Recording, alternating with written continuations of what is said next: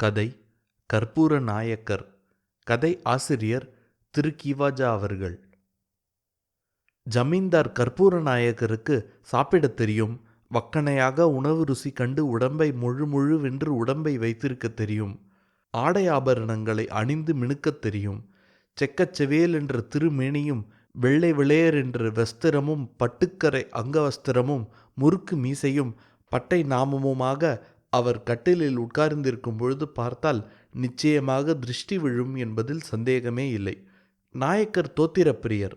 அவருடைய முன்னோருடைய வீரப்பிரதாபங்களையும் அவர் தாமே 10 வருஷங்களுக்கு முன் புலி வேட்டைக்கு போய் நரி வேட்டையாடிய சாமர்த்தியத்தையும் அந்த வேட்டையை கொண்டாட அவர் அன்னதானம் செய்த விமர்சையையும் பாராட்டி பேசி ஜமீன்தாருடைய திருவுள்ளத்தில் இடம்பெற்றவர்கள் பலர். அவருக்கு ஒரு மந்திரி. அநேகமாக பணக்காரர்களுக்கும் ஜமீன்தாரர்களுக்கும் முன்னடியாராக இத்தகைய மந்திரிகள் இருப்பது எங்கும் வழக்கம்தான்.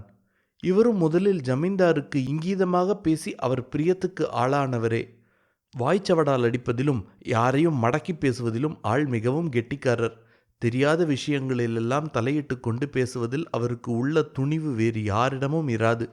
அந்த சவடால் ராயரை திருப்தி பண்ணால்தான் ஜமீன்தாரின் திருப்தியை பெறலாம் என்பது ஊரறிந்த ரகசியம். ஒரு நாள் ஒரு புலவர் கற்பூர நாயக்கரை நாடி வந்தார். அவர் நாடு முழுவதும் சுற்றினவர். முரடர்களுக்கு முரடராகவும் சாதுக்களுக்கு சாதுவாகவும் இருப்பார். உலகம் அறிந்தவர். இன்னாரிடம் இன்னபடி பேச வேண்டும், இன்ன திசையில் வெட்டினால் இன்ன பக்கம் சாயும் என்ற ரந்திரங்களெல்லாம் தம் அனுபவத்தால் தெரிந்து கொண்டவர் அவர். கற்பூர நாயக்கருடைய தரிசனம் அவருக்கு கிட்டியது. நாயக்கருடைய திருமுக விலாசத்தை காணும் பொழுதே அவர் மூளையையும் புலவர் அளவெடுத்து விட்டார். இந்த இடத்தில் நம்முடைய வெண்பாவும் விருத்தமும் கவைக்கு உதவா. ஆளுக்கு தகுந்த வர்ணனையும் பாட்டுமே இப்பொழுது வேண்டும் என்று எண்ணிக்கொண்டார். முதலில் தாம் கொண்டு போன எலுமிச்சம்பழத்தை ஜமீன்தார் கையில் சமர்ப்பித்தார். சமர்ப்பித்துவிட்டு பல்லை இழித்து கொண்டு நின்றார்.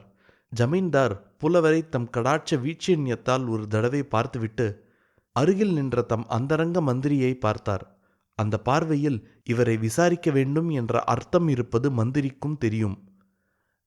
நீர் யார், எந்த ஊர் என்று மந்திரி கேட்டார். நான் தமிழ் புலவன், கவிஞன், பாட்டுக்கள் பாடுவேன், சமூகத்தை கண்டுவிட்டு போகலாம் என்று வந்தேன் என்று வினயமாகச் சொன்னார் புலவர். ஏதாவது பாடும் பார்ப்போம் என்று மந்திரியார் உத்தரவிட்டார். நான் எஜமான் விஷயமாகவே ஒரு பாடல் இயற்றி வந்திருக்கிறேன், விண்ணப்பித்துக் கொள்ள அனுமதி வேண்டும் என்று புலவர் சொன்னார்.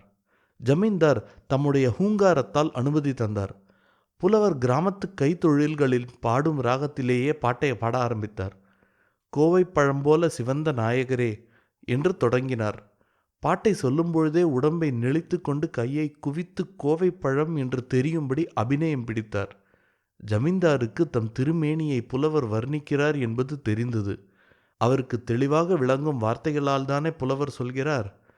கோவை பழம்போல சிவந்த நாயகரே என்று புலவர் வலக்கையாலும் இடக்கையாலும் மாறி மாறி அபிநயம் பிடித்து பாடினார். ஜமீன்தார் ஒரு முறை தம் திருமேனியின் நிறத்தை தாமே பார்த்து கொண்டார். கோவை பழம்போலே சிவந்த நாயகரே, குண்டுமணி போலே சிவந்த நாயகரே என்று பாடி குன்றின் மணியை அபிநயத்தால் காட்டினார். உலகியல் அறிந்த புலவர் குன்றிமணி என்ற சொன்னால் நாயக்கருக்கு விளங்காதென்று குண்டுமணி என்றே சொற்பிரயோகம் பண்ணினார். ஜமீன்தார் புன்முறுவல் பூத்தார். கருத்து அடர்ந்த மீசைக்கு அடியில் வெண்பல் வரிசை பளிச்சென்று மின்னியது. புலவருக்கு உற்சாகம் மூண்டுவிட்டது. காவிக் கல்லை போலே சிவந்த நாயகரே என்ற 3வது அடியை பாடும்பொழுது ஜமீன்தார் சொக்கிப் போனார். கோவை பழமும் குன்றி மணியும் காவிக் கல்லும் முன்னாலே நின்று உல்லாச நடனம் புரிவதாக அவருக்கு தோன்றியது. அடிக்கடி தம் மந்திரியின் முகத்தை பார்த்து மகிழ்ந்து கொண்டிருந்தார். காவிக் கல்லை போலே சிவந்த நாயகரே, கற்பூர நாயகரே என்று ஜமீன்தாரின் திருநாமத்தை பாட்டிலே இணைத்து முடித்தார் புலவர். நல்லா இருக்குது என்று ஜமீன்தார் தம்மையும் மறந்து சொன்னார். மந்திரி மௌனமாக நின்றார். அவர் சந்தோஷத்தை வெளிப்படுத்தவில்லை. ஏதோ யோசனையில் ஆழ்ந்திருந்தார்.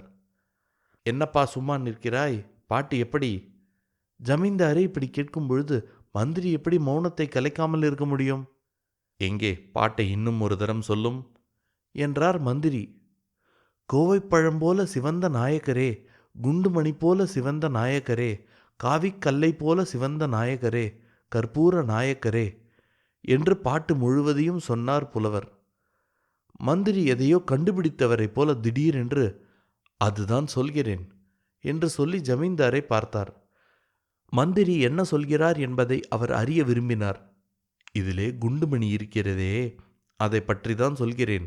குண்டுமணியில் கொஞ்சம் கருப்பு இருக்கிறதே, அதை வைத்தது சரியா என்று கூறி வெற்று மிடிக்கோடு புலவரை ஏறிட்டு பார்த்தார்.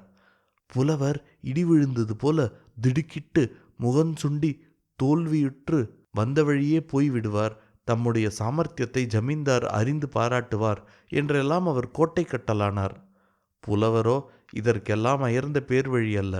இந்த மந்திரியைப் போல் 1000 பேரை வாயில் போட்டுக்கொள்ளும் மனிதர். சிறிதும் அஞ்சாமல் உடனே பதில் சொன்னார். அதற்குத்தானே காவி கல்லை கூட வைத்திருக்கிறேன், அதை உரைத்து தடவி விடுகிறது.